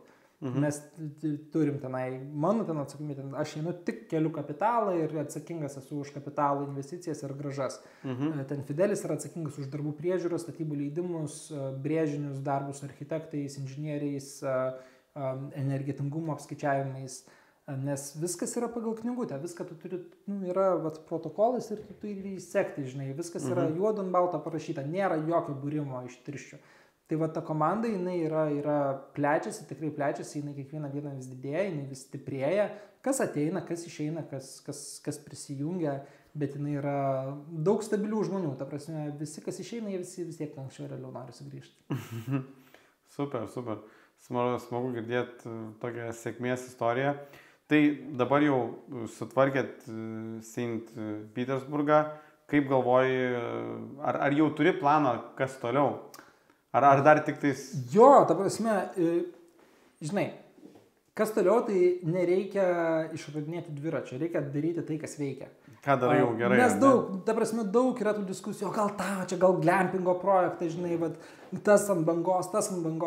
Aš niekada nesivaikau madų, todėl kad kai tu pamatai kažkokią tai madą, jinai jau per vėlų ją įlipti yra. Mes esam atradę savo nišą, mes visiškai ją dirbam ir dar mes esam labai stipriai susidirbę su savivaldybe, bet ko nepapasakau anksčiau, kad visi tie namai, kaip tas piramidės principas, iš kur dar daugiau pinigų atsiranda, pirkti dar naujus objektus.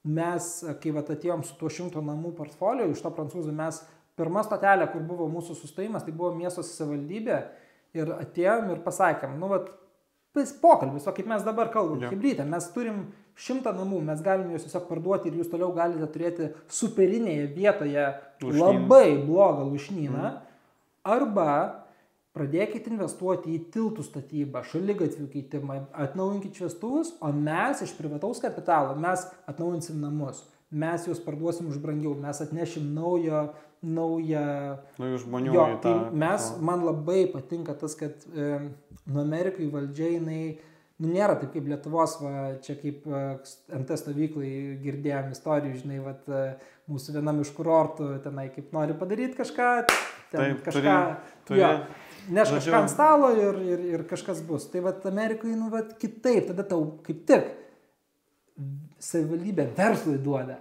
Mes atėjome į savivaldybę ir mums sukūrė savivaldybė tokią programą.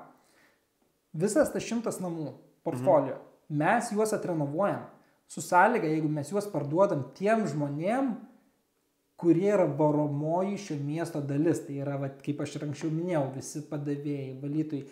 Yra pajamų limitas, iki kurio mes galime parduoti pirkėjai. Tai tarkim, jeigu pirkėjas ten uždirba 200 000 per metus ir nori tiesiog nusipirkti, mes jam neparduosime. Mes parduosime vietiniam žmogui, kuris jau gyvena iš Sempito, kad jis nebūtų išstumtas iš miesto dėl kylančių kainų ir kad jis neišsikeltų, kad jis ten liktų, kad jis dirbtų tenai, kad jis gyventų, kad jis turėtų savo erdvę, savo namus, jį motyvuoti.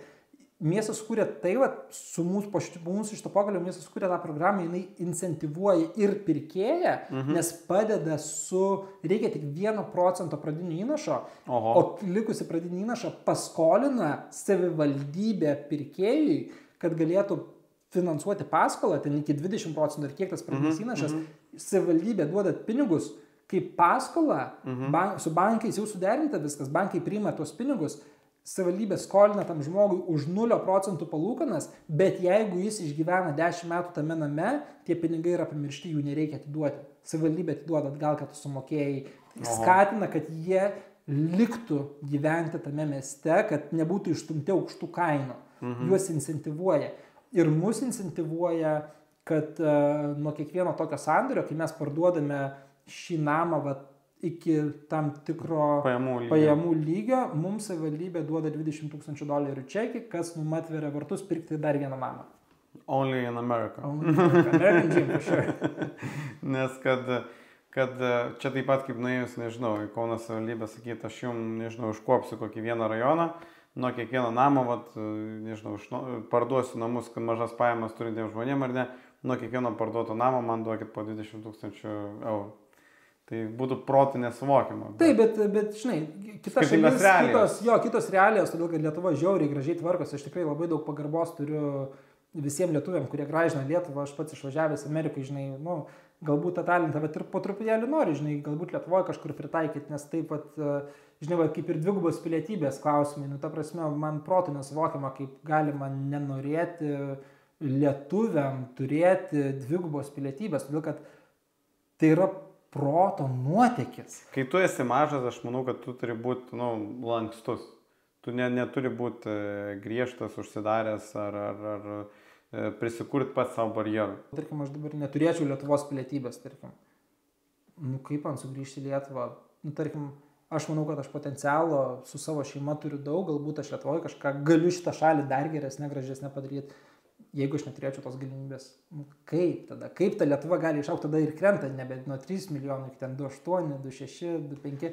Mes turim po truputį. Taip, tą lietuvybę reikia skatinti, todėl kad, žinai, aš visada sakau taip, lietuvis gali patapti amerikiečiu. Tu gali išmokti Amerikos konstituciją, įtikėti vertybėm, todėl kad Amerika yra vertybė, tai yra idėja, tai yra konceptas. Amerikietis niekada nebus lietuviu. Lauksim Luko, kada grįš į Lietuvą ir dar po 20-30 metų eis į rinkimus. Mano balsą tikrai turėtų.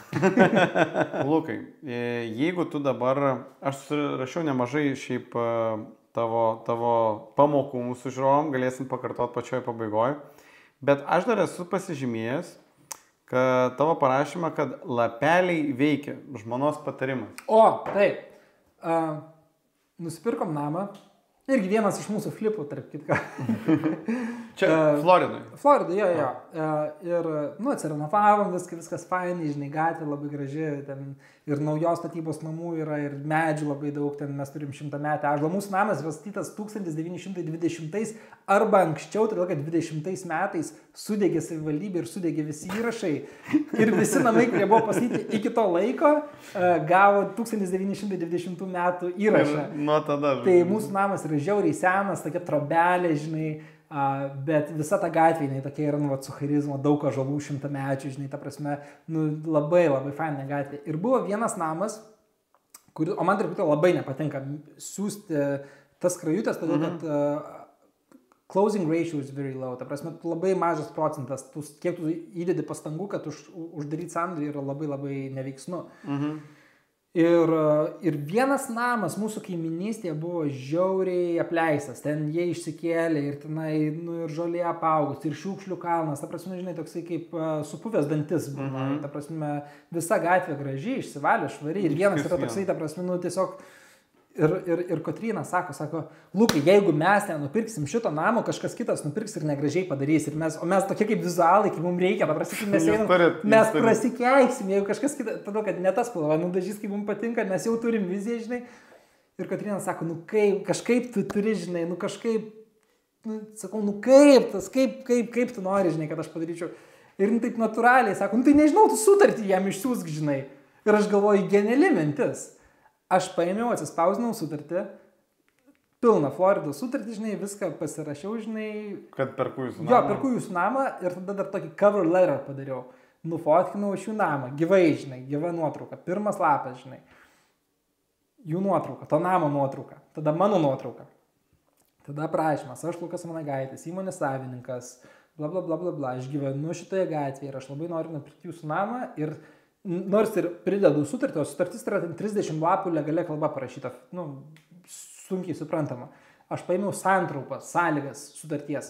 Kaina tokia ir tokia, inspekcijų periodas 0, finansavimo tipas, gryni pinigai, klausinimo diena, sandorio diena, tenai sausio 1, 22 metai. Visas sąlygas, tai labai esminiai punktai. Durniui aišku. Ir sakau, aš flomasteriu pažymėjau vietas, kur jums reikia pasirašyti, kad sutiktumėt su šio pasiūlymu ir sakau, viskas bus. Ir aš įdėjau į FedEx'o voką ir rush delivery, $30 už delivery, tai taip specialiai atrodo tokia gera dėžutė, žinai. Už 3 dienų ateina mailas su nuskanuota sutartim. Tai va, pamoka yra tokia, paprastas lapelis, aš perku jūsų butą, jisai neveiks, dėl kad dar 10 000 žmonių tą patį daro ir bando užsidirbti ten tos pačius kelius $1000, žinai. Neveiksnai. Reikia eiti kažkaip kitaip, kitaip. Nufotografuok tą namą, nufotografuok save, nufotografuok prie to namo, kažkokią tai kūrybą padaryk, kažkaip sutartį išsiųsk jam iš karto. Pasirašyk sutartį, nuskanuok, veikia. Veikia, dėl kad tai yra vienetinis atvejis. Tai nebėra tiesiog skrajutė, kuri atsirado tavo pašto dėžutėje. Tai va, reikia autentiškumo. Reikia autentiškumo ir išskirtinumo, kad iš visų tų lapelių, kas ten pildo jo ten pašto dėžutę, atvažiavo kitas, kuris turbūt net ne į pašto dėžutę atkeliavo, jam atvežė iki durų, įtikė į rankas ir tada... Kaina yra daug didesnė, bet response ratio, kaip atsakomumas, tos reklamos jisai bus daug stipresnis. Tai istorija mūsiškiam, aš taip kaip pritaikyčiau, tai turbūt, jeigu negali nueiti pas, tarkim, nežinai, kur tas savininkas nusiųst, tai aš bent jau, ką dažnai būdavo, kad darydom, tai tiesiog pas tos pačius kaimynus. Užeidai pas kaimyną, tiesiog normaliai sakytai ten labą dieną, tai iš tikrųjų čia taktika būdavo kaip apeiti brokerį, pradėkime nuo to, kaip ex-brokeris. Tai čia turbūt labai bloga praktika, bet vis tiek, kad nueidai pas kaimyną, sakai, gal jūs žinot, kas gyvena, gal gali duoti telefono numerį ir netgi atsimenu vienas iš pirmųjų kolegos Mariaus butų nupirktų, tai irgi buvo taip pat, kad mes, močiutė nerado telefono numerio, mes išėjom lauk iš laiptinės, jau ėjome į automobilį ir jinai iš 9 aukšto pradarius langą šaukė ten, žodžiu, sako, palaukit, žodžiu, radau telefono numerį.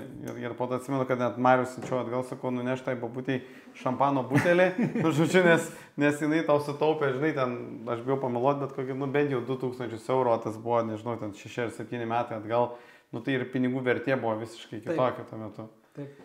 Tai flyeriai iš tikrųjų veikia. Ir kaimynai, ir flyeriai. Kiekvienoje rinkoje yra savi niuansai, žinai, ta prasme, reikia identifikuoti, žinai, nereikia, tas nekilnojamo turto rinkos spektras apskritai jis yra labai labai platus, kaip ir anksčiau kalbėjom, tu gali būti agentų ir pardavinėti namus, tu gali būti brokeriu ir turėti agentūrą, kur tau dirba agentai, tu galėjai būti vystytoju ir pirkti ir parduoti namus ir juos developinti, tu galėjai investuoti studijas ir daugiabučius kažkas gali daryti, tu galėjai wholesalinti ir su flyeriais, tiek daug yra spektro. Arba gali po kelis, netgi apjungti, sakykime, ar ne, kad tu ten tu padedi, kad nupirkti, bet vat, kaip tu ar ne, dirbi ir tuo pačiu brokeriu. Taip, bet jau įsivažiuoji, bet tu taip nepradedi, nes taip gaunasi labai platus spektras. Taip. Pirmiausia, tu turi identifikuoti, kas yra tavo prime niche, ta prasme, ta prime niša, kur visiškai... Stiprybė taip, tavo. Ir tada tu apjungi aplinkinius verslus, mes dar turime įtempiamų lubų verslą, kur integruojame įtempiamas lubas, nes Amerikai, tarp kitko, niekas nedaro įtempiamų lubų, tik va, tokios pavienės kompanijos lietuvių. Tai va, tai paskui tie verslai ir apsijungia, bet identifikuoti savo nišą. Pavyzdžiui, pas mus yra labai ta niša, South Sibir, mes tik vienam rajone dirbom, jau jame įsidirbame, mus visi žinom, mes irgi tuos namus, visas gatvelės žinome, žinom kainas, kaip kas paeina, ta prasme, visus tuos, kas sukuria didesnę vertę tam kainai per kvadratą. Nes kitaip yra, pavyzdžiui, čia Lietuvoje viskas yra kaina už kvadratą. Nu, bet gerai, ta kaina už kvadratą, tu turi 100 kvadratų, gerai, 5 kvadratų butą, ne? Ar 7 kvadratų butą. Tu negali tiesiog uždėti, čia bus 5000 eurų už kvadratą, todėl kad jis yra renovuotas ir gražus. Mano nuomonė, tai yra visiškai nelogiška, todėl kad tu gali turėti virtuvę su šaldytuvu ir kriauklę ir 2 burnerių viryklę, o tu gali turėti virtuvę su indaplovė, su geresniu šaldytuvu, su 4 burnerių viryklė, su tenai salelė kažkokia. Tu gali turėti antrą vonę, kas Amerikai yra, kaip rinkos tas standartas, ta prasme, todėl kad tu į tą pačią kvadratūrą gali sukurti daug daugiau pridedamosios vertės. Tai man, pavyzdžiui, šitas aš nesutinku su to, kaip lietuviai matuoja nekilnojamo turto vertę, todėl kad ta kaina už kvadratą, jo vertė, nors ir jis yra atrenovuotas ir ten yra plintusai nudažyti, sienos gražios ir nauji šviestuvai, tai nereiškia, kad toje kvadratūroje yra ta pati vertė kaip pas kaimyną. Tai nereiškia, kad 5000 lygu 5000, tai gali būti 4500 ir 7000, nors tai yra tas pats pastatas, tas pats butas tokios pačios kvadratūros ir taip pat atrenovuotas. Ta prasme, funkcijų ir pinigų įdėjimas į tą erdvę gali būti visiškai kitoks. Tai va, ir kitas dalykas, ta prasme, lietuviam, tai čia tikrai negalioja šitas, ką aš pasakysiu, bet galbūt kas planuoja ir išvažiuoti į užsienį ar kažkokią, tai va, galbūt panašiai kažkaip pritaikyti. Lietuviai yra žiauriai stiprus estetinėme pajautime, dizaine. Mes turim labai gerus architektus, mes turim labai gerus dizainerius, dėl to man labai pikta Lietuvoje, kad mes turim savo gražią šalį atsivežti visokius libenskidus ir stiklinius stiklainius projektuoti, kai mes turim žiauriai stiprius lietuvius architektus ir lietuvius dizainerius. Aš už tai, kad skatinti lietuvybę ir mes tikrai turim stiprų talentą, bet tas nepilnavertiškumo kompleksas ateinantis iš Sovietų Sąjungos yra labai užsilikęs pas mus ir jį dar vis šiandieną matome. Ir miestų planavimą, kai tu matai, žinai, kad stato belę, kad tik statyt, yra ten Lenkijoje naujų plytelių užvežė, davai visi dabar tokias plyteles, žinai. Viskas prasidėjo nuo Europos pastato Vilniuje Konstitucijos prospekte. Man tragedija yra, man dizaino prasme Konstitucijos prospekte tiesiog viską išskyrus Lietuvos viešbutį ir NDG, žinai, nušluot galima, ta prasme, ta architektūra yra nekurta išliekamoji vertė. Pavyzdžiui, kaip Viena plėtėsi, tas miestas jisai plečiasi, tu negali pasakyti, ar tas pastatas pastatytas 2000-aisiais ar 1753, todėl kad miestas plečiasi tam stiliuje, yra kažkoks išliekamumas, bet lietuviai turi turi tą pajautimą, ta prasme, jeigu mes nesivaikytumėm savo nepilnavertiškumo komplekso, kad vakaruose yra geriau, negeriau vakaruose, ta prasme, jeigu ateina iš vakarų Hesburgerių statyti, kaip Druskinkose pastatė Hesburgerį prieš istorinį pastatą, tam, kad amerikietiška idėja, ta prasme, kosmosas, ta prasme, architektui tiesiog licenciją, timti rankas nukapoti, ta prasme, kaip taip galima niokoti miestą, ta prasme, ir Lietuvoje yra pilna tokių pavyzdžių, mano nuomonė, kai tiesiog yra niokojami miestai, kažkokiais stiklainiais, kurie tiesiog po 5 metų pasens, o pastatas stovės 100 metų, žinai. Bet interjerų prasme mes turim tą, link kur aš linkstu, kad mes labai stiprus dizaino pajautimai ir ta pati dailės akademija. Aš esu labai dėkingas savo visai profesūrai, kurie mane ruošia kaip specialistą, todėl kad stipriai parašė ir tu užsienį gali tai pritaikyti, todėl kad užsieniečiai neturi to estetinio pajautimo. Tai vis tiek lietuviškas išsilavinimas yra iš tikrųjų labai labai stiprus. Tai... Pritariu tam visiškai, nes su Modestu neseniai buvom vienam iš mano išnuomojimų butų, kuris ten prieš 1,5 metų ar kiek įrengtas ir mes irgi tiesiog nusisamdėm paprastą interjero dizainerę, kad jinai padekoruotų, sliu dekoratorė, jinai kad padekoruotų butą ir ten suma išleista tikrai labai nedidelė. Painvestuoti ten gal iki 2000 eurų, bet ten vos ne su visais baldais ir su visais niekučiais. Ir vat tas momentas, kad tu turi išskirtinai gražų butą su daug visokios aksesorikos, dar su mažų tokių niekučių, kurie vat sukuria tą tokią atmosferą ir po to padeda, kad tu išnuomai už gana aukštą kainą, nes ten atsimintas butas ten Kaune nuomodosi už 550 eurų, kas jau yra nemažai. Ir dabar praėjo kažkiek laiko ir tik įdėjom skelbimą, iš karto pasiskambino porą žmonių, ten vienas atvažiavo, kitas ne, bet mes po to net įdėjom tą patį būtų už 580 ir jis be problemų išsinuomavo. Dėl ko? Dėl to, kad atėjo pirmas žmogus, apsidairė, jam čia jaukų, būtas turi aurą, jam fainai, jis įsivaizduoja save ten gyvenantį ir viskas. Ir tu turi greitį, kad greit. Ir gali už truputį brangiau. Jeigu tik tais dar be viso to, ten būtas kainavo, nežinau, bendroji sumoje, tarkim, 80 000 ir tu dar 2000 įdėjai on top. Okay, dar ten dekoratoriai, dar kažkiek, tai tarkim, ten kokie iki 3000. Taip. Tai ant viso to dar uždėjai, žodžiu, višnaitę ant torto ir tada gauni ir vertę. Ir manau, ir parduodant tikrai nebūtų jokių problemų. Aš jau girdėjau, kad jau turėjai mentorių. Ar be to savo mentorio dar turėjai kažkokių kitokių mokytojų ar mentorių, kurie... Taip, čia yra pats svarbiausias dalykas, ta prasme, apskritai, aš tikrai labai tikiu tą frazę, kad 5 žmonės, su kuriais tu praleidai daugiausiai laiko, tave suformuos ir nebijokit hibridė atsikratyti draugų, todėl kad blogi žmonės aplink jūs, jeigu jie nemato vizijos, ypač partneris, jeigu jisai nemato vizijos, nėra šansų, kad tu kažką gyvenime, todėl kad tu esi apsuptas to, nepradėk verslo, nes tu rizikuosi, nes tu čia blogai, čia per daug rizikos. Arba kad vien pavojai, taip, čia pavojai, blogi dalykai, vien apgaus žmonės. Tai pas mane buvo taip, mano aplinkoje buvo, kai aš Vegase dirbau, buvo visiškai negatyvo daug, todėl kad labai daug darbo ir nebuvo iš ko. Tai tiesiog mano mentoriai buvo Bigger Pockets, tiesiog overall tą informaciją siuntiesi. Pirmas mentorius galbūt buvo tėtis, todėl kad tėtis flipino sodybas Lietuvoje, mano pirmas įkvėpimas, mano įžanga į architektūrą, postūmis į Dailės akademiją. Man tėtis labai iš tikrųjų žiauriai džiaugiuosi, kad mane taip užaugino, todėl kad labai daug davė laisvės jaunam vyrukui išsireikšti, labai palaikė. Ta prasme, ne kiekvienas tėtis paskatintų savo vaiką, tu čia važiuok, tu čia daryk, tenai kažkas yra, mato klaidas, kurias aš darau, bet vis tiek leidžia toliau judėti, Tai paskui, aišku, be abejo, Dailės akademijos profesūra, ypač profesorius Marius Šelemoras, be galo dėkingas. Ta prasme, čia yra gyvenimo trukmės mentorius, todėl kad prisimeni tas paskaitas, prisimeni, Dailės akademijai, ko patiko studijos, todėl kad tai yra one-on-one mokymas. Tu tiesiogiai su profesūra gali ateiti prie vieno stalo ir jie tiesiogiai tave komentuoja, kad formuoja tavo asmenybę. Volteris, mano krikšto mamos tėtis, ta prasme, kai mano visa verslo pradžia buvo 4 valandas per dieną, kiekvieną dieną, ir aš nemeluoju, ta prasme, čia for real yra.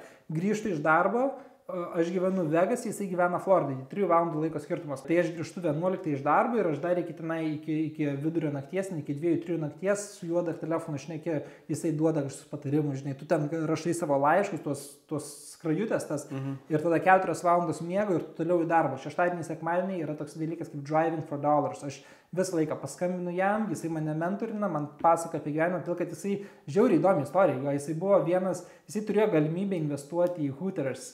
Kai buvo tik pati pradžia, feilino, nemokėjo mokesčių, uždarė į kalėjimą, atėmė jo visus lėktuvus, pinigus, ir paskui jis išsikapstė mažiau negu metais, vėl milijonierius, skraido ten su lėktuvais, turi verslus, žiauriai įkvepianti asmenybė, bet tokia galbūt aštresnė asmenybė lietuviui, tipiniam lietuviui, todėl kad jis toksai galbūt daugiau kaip Amerikos toks rednekas, respublikonas, toksai, lietuviai. Turi šarmą. Turi bet tokia amerikietiška, true American charm, Tai aš labai dėkingas jam, esu be galo dėkingas. Nu ir tada knygos Robertas Kiyosakis, Grant Cardone, daug iš tų žmonių iš tikrųjų ir asmeniškai teko jau susipažinti. Nu, vis tiek Amerika yra maža, kaip ir nekilnojamo turto pasaulis. Ta prasme, jeigu tai mes sukiesi, tos pažintys vienai per kitaip, jos atsiranda. Bet jo, ta prasme, nu, aš dar kartą pasakysiu, jeigu vat neturit kažkokio tai ir mentoriaus, tai pradėkit nuo Rich Dad Poor Dad. Ta prasme, šita knyga yra... Nu, ta prasme, ant kiek absurdiškai ir primityviai tai skamba, čia vat, yra didžiausias mentorius, nuo ko pirmas šiaudas, iš kurio pasigriebti, o toliau, net jeigu ir nėra mentoriaus, vat, kaip pradėti, tiesiog pradėti. Ta prasme, viskas, visi tie pirmi pamokymai yra ant tiek primityvus, kad, nereikia dviračio net išradinėti, ta prasme, tiesiog svarbiausias dalykas yra burning desire. Ir tada tu pats susirandi mentorius, tu pats susirandi, žinai, tu galėjai dirbti asistentų kažkam nemokamai, bet kai tu turi burning desire, tada tau visi nori ir padėjo tavo pačiai dailės akademijai. Aš būdavau pirmas, kuris ateidavo ir paskutinis, kuris išeidavo. Todėl, kad tu turi tą prieigą prie dėstytojų, o kaip čia šitas, dar pakomentuokit kažką, dar kažką pakomentuokit. Tada dėstytojai, kai jie mato, kad tau įdomu, jie patys nori skirti daugiau savo laiko ir kažkaip pastums, kažkur padės, todėl, kad jis sako, oi, čia korupcija. Nu, ne korupcija, todėl, kad žmonės įdeda labai daug darbo ir pastangų ir gauna rewardą kažkokį. Tai, o iš išorės, kai tu matai, tik tai, o, čia kažkokios, nelygios teisės. Niekada nėra tokio dalyko kaip nelygi teisė. Šiandieninėme pasaulyje visi turi vienodas galimybės, tiesiog vienas pasirenka miegoti 4 valandas, aukoti savo sveikatą ir dirbti literaliai 100 valandų per savaitę, 2, 3, 4 metus diena iš dienos be atostogų, o kitas dirbs 40 valandų ir sakys, čia korupcija, čia pažįstami. Jo, prastumė kažkas. Prastumė. Jo. Superinis atsakymas dėl mentorių. Super. Ar stebi Lietuvos rinką? Ne, žinai... Nebelieka laiko turbūt jau tiek. Ne, stebėt, kaip mes ten pašnekam, žinai, kažkokia testo veikla, žinai, kurią čia organizavom neseniai, su Vytautu pasišnekam, bet taip, kad stebėt, žinai, kas čia vyksta. Ne, tai turbūt ir laiko. Ne, žinai, ne, ta prasme, aš noriu dabar čia biškai galbūt kažkokių projektėlių padaryti, galbūt savo kažką, žinai, tai ir minimaliai, žinai, ten atsidarai rodą, bet taip, kad stebėti ir tenai analizuoti kiekvieną dieną tikrai ne, nes turi savo darbą, savo komandą ir mano veiklos. Ir jo, fokusas yra iš tikrųjų taip, kad aš savo lietuviam investuotam negaliu komentuoti apie Lietuvos rinką, aš turiu turėti atsakymus apie JAV rinką. Supratau. Sakykime, jeigu yra toks posakis, sako, ar ne, kad kas yra dabar Amerikoje, kad būna Europoje po 6 ar 12 mėnesių. Pritarė šitai teorijai? Pritariu iki dabar šiuo metu nebepritariu, todėl kad tai yra 2 skirtingi pasauliai šiuo metu. Lietuva, jau išsiskyrė. Labai išsiskyrė, labai Europa jau tapo amerikoniška ir tapo čia labai daug verslo idėjų visokių. Mes jau turim savo visus administravimo kompanijas, jau mes turim savo visą tą, jau Europa yra ne tik Lietuva, Europa apskritai labai suamerikanėjus. Didžiausias skirtumas, dėl ko aš nesutinku su šito posakiu, tai yra dėl paskolų tipo skirtumo.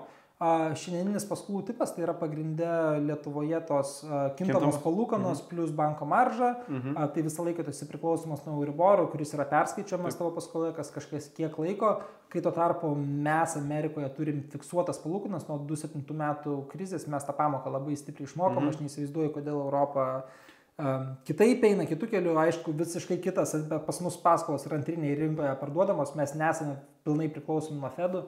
Kai ta paskola yra parduodama, labai daug Wall Street'o pinigų yra privataus kapitalo. Ir ne, todėl kad nepriklausoma, todėl kad pas jūs palūkanos pakils Lietuvoje, pas mus ne. Tie žmonės, kaip mano namas, ta prasme, aš savo namo niekada neparduosiu, pas man yra žiauriai geros palūkanos ir jos yra fiksuotos 30 metų. Tai yra vos nemokami pinigai, ta prasme, infliacija yra 2 kartus didesnė negu mano paskola, kurią aš turiu savo būstui. Kodėl aš tą būstą apskritai turėčiau kelti pardavimą, kai aš turiu tokį gerą paskolą, todėl kad aš ją prarasiu parduodamas turtą. Tai Amerikoje inventoriaus tik mažės, todėl kad pirkėjai juda, bet jie išnuomos savo namus ir jie neparduos, sukurdami vis mažesnį inventoriaus rinkoje tą visą skaičių. O Lietuvoje tai paveiks, todėl kad tik pakyla palūkanos, jau tenai, kai perskaičiamas vartotojų palūkanos, jau atsiras dalis žmonių, kurie nebegali įveikti to. Kad jau per brangu. Iš tikrųjų, kas įdomu, dabar turėjau keletą kolegų tiesiog darbe, kurie bando kaip tik Vilniuje išsinuomoti nekilnojamą turtą, tai jų bent jau įspūdžiai yra, kad tu vos neatsirado butas, su pinigais rankoje važiuoji į tą butą išsinuomoti, nu ir meldies, kad tu patiktum savininkui, kad būtum pirmas eiliai. Sakau, aš galvojau, kai atvažiavo ukrainiečiai, kad čia buvo, dabar jau ukrainiečiai išvažiavo, jau kad turėjo jau, nežinau, atsilaisvinti, pasirodo nevelnio, kadangi ten Vilniui virš 10 000 naujų gyventojų, sakykime, padidėjo Vilnius, o statybos yra pristoję, nauji objektai irgi, sakykime, sulėtėję. Ir gaunasi tas, kad... Taip, tai kaip kainos gali kristi, jeigu nėra inventoriaus, o žmonės atvažiuoja... Nu, gal truputį lėtėja, kad gal kažkurie žmonės vėliau nusipirks dar, bet vat, kai kiti, kad kalba ten, ar bus krizė, na, nežinau, nebent rudenį arba žiemą gal atsitiktų kažkoks force majeure, dar kas pasikeistų, nes bent jau iš to, ką girdžiu, kas bando išsinuomoti Vilniui, tai sako, nu, sunki situacija, žodžiu. Tai grįžtant prie, pirmą ką, patarimus, ką aš susirašiau, ar ne, pagrindinės klaidas diktuojam, ar pirmą paklaus tavęs, ką tu patartum savo, nežinau, vat, jeigu tu dabar būtum naujokas, kuris žiūri šitą podcastą. Oi, blema, jeigu būčiau naujokas, čia žinai, mano broliai dabar yra 19 metai, žinai, matai, kaip jauno žmogaus gyvenimas prasideda ir iš tikrųjų, kiekvienas žmogus yra individualus, kiekvienas žmogus turi savo gyvenimą, kiekvienas turi savo skirtingą startą, skirtingas patirtis ir iš tikrųjų tai yra labai sudėtingas atsakymas duoti kažkokį tai blogą patarimą kitam žmogui. Tu jį tik savo gali prisitaikyti, todėl kad kiekvienas yra skirtingame mieste, skirtingos pažintys, skirtingas kapitalas, skirtingas išsilavinimas, skirtinga šeimos padėtis, šeimos kapitalas. Vienintelis dalykas, ką aš galiu pasakyti, tai ieškoti burning desire. Jeigu tu turi viduje aistrą, tu atrasi būdą, kaip padaryti tai. Neturi visiškai pinigų, kaip ir aš toj pačioj Amerikoje. Tuo metu dar Amerika buvo, brangi šalis palyginus su Lietuva, dar Lietuvoje nebuvo taip kainos kilusios, jeigu ir, ta prasme, ir aš sugebėjau, ir kiti sugeba kažkaip visiškai nuo nulio atsistoti. Taip, aš atėjau tenai su kapitalu, bet paskui tai viskas dingo ir kapitalas irgi dingo. Kažkaip, jeigu tu sugebėjai atsistoti ir tu turi burning desire, kaip arklys, tiesiog, eiti ir per negaliu, sekasi, nesiseka padaryti, tu atrasi būstą. Tavo 18 metų, 16 metų neturi jokio turto, atras, galbūt tavo senelis turi sodo namelį, o galbūt tavo draugo senelis turi sodo namelį, kur galbūt gali partnerą ir galbūt, sakys, pasidaryk, susirašyk, kiek tas namelis vertas, būtas, galbūt kažkas turi seną būtą. Pažiūrėk, pas mūsų stovyklai buvo ten investicijos iki 10 000 buvo. Taip, mes nuorodų irgi, hebrytai, įkvėpimas, ta prasme, todėl, kad nieko nėra neįmanoma ir jos dar tarp metais, per pusę, man atrodo. Tai aš neseniai ir patys mes su Modestu filmavom irgi kitą video, kai dalyvavom varžytinėse, dėja nupirkti mums nepavyko, bet irgi ten startinė kaina už 2 butus buvo 6100 kažkas, žodžiu, 6000 kažkiek. Aišku, ten tie butai parsidavė, jeigu gerai atsimenu, nespoilinsim už kiek parsidavė. Nes dar video neišleistas, bet esmė tame, kad galimybių irgi yra. Jos gal ne Vilniui, jos gal ne Kaune, reikia jų gal paieškoti, bet tikrai tų variantų yra, ar ne? Tai žodžiu, tavo patarimas daryti, atrasti, kam turi aistrą. Taip. Ir vienaip ar kitaip tikrai atrasti, dėl kad ten, žinai, tavo kiemo draugas gali turėti sandėliuką ir iš tų sandėliuką, jeigu tu turėsi aistrą, tam sandėliukai įrengsi pirti kažką padarysim, dažysi, čia žinai, kaip Amerikai vaikai limonadus pardavinė, nes tėvai moko verslumą, ta prasme, Lietuvoje tai čia uždarytų ten kontrolės visokios. Sakytų, higienos normų netinka. Žinai, bet čia tame ir esmė, kad, skatinti aistros atradimą, ta prasme, skatinti pajausti, kad pinigas atėjo tavo rankoje, tu ten maišai cukrų su vandenį, spaudai citriną, žinai, tu sukūrei pridedamą vertę ir per dieną užsidirbi ten $100, čia tavo. Pradėti atjausti tą aistrą, žinai. O paskui kaip, aš jau negaliu duoti tų patarimų, nes kiekvieno gyvenimas yra skirtingas, kiekvienas skirtingas startas. Tai Luko pagrindinės klaidos. Pasižymėjo tik tais, žodžiu, klaidos yra patarimai, ar ne? Tai pirmiausia, ką buvom atradę, nusipirkta prabangi mašina, ar ne, prabangus automobilis. Kita turim, ar ne, kad reikia stiprios klaidos, kad kažką išmoktum, nes iš mažų klaidų nelabai pasimokai, ar ne? Taip, žmonės mokosi tada, kai jie suklysta, todėl kad tada teorija yra pritaikoma praktikoje. Ir ir tada išmoksti, ar nemokymas vyksta. Ir kad turėti savo oazę, ar ne, jeigu jau atiduodi visą save darbui, tai ta aplinka, į kurią grįžti, turi būti puoselėjama, tau faina. Ką dar norėtum palinkėti mūsų žiūrovam, kur tikrai, manau, dar vienas ilgas podcastas gavosi, ką galėtum jie palinkėti atsisveikinant? Taip, žinokit, tiek daug yra ką pasakyti, kad net sunku būtų užspausti tai į vieną sakinį ar palinkėjimą kažkokį. Tai norėjau pasidžiaugti iš tikrųjų, kokia graži Lietuva, kaip gražiai čia visi viską daro, žmonės yra matosi, kad kupini idėjų ir to kapitalo Lietuvoje atsiranda ir daug idėjų visokio. Tai tiesiog tas palinkėjimas ir būtų, toliau gražinkit Lietuvą, mylėkit savo tėvynę ir kurkit ar joje, ar už jos ribų, todėl kad vieną dieną vis tiek grįžtame visi namo. Tai įkvėpimo ir to burning desire, kad raketa iššautų į viršų. Gerai. Ačiū Lukui. Ačiū tau. Labai už įkvepiančią istoriją. Ačiū mūsų žiūrovam, kad tikrai pažiūrėjot šitą tikrai netumbą video. Ir ką, iki pasimatymų sekančiuose mūsų podcastuose arba video. Iki. Ačiū labai. Iki.